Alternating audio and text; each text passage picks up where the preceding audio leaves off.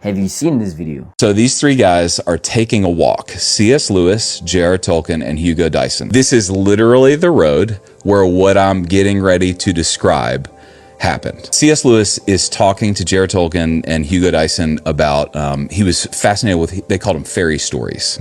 We call them fairy tales, they call them fairy stories. And he starts noticing, like, man, in all these different cultures and all these different times all over the world, they all have the same fairy tales. And they all came up independent of each other. The brave prince slays the dragon and gets the girl, or the king from a far off country comes and kisses Sleeping Beauty and awakens her from the sleep of death. And they're just like, man, all these fairy tales are the same. So they're on this walk on that road right there. And J.R. Tolkien, a Christian, begins explaining to C.S. Lewis that the reason all the stories are the same is because there's a story that's underneath every story.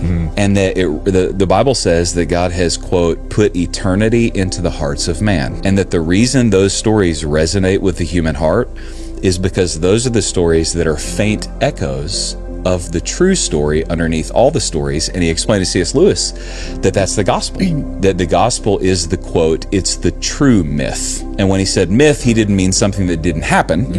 When he said myth, he means like something that has explanatory power for the world. All the movies that capture people and the stories, if you look close enough, they all have these echoes of the gospel.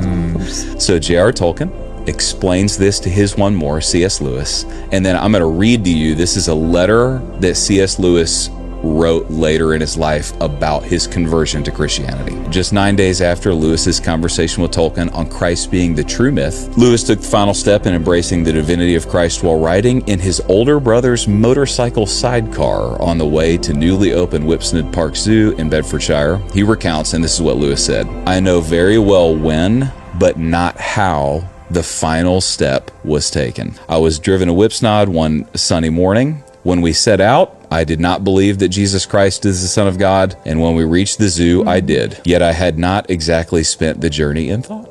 And he just took that final step and spent the rest of his life as a very bold Christian.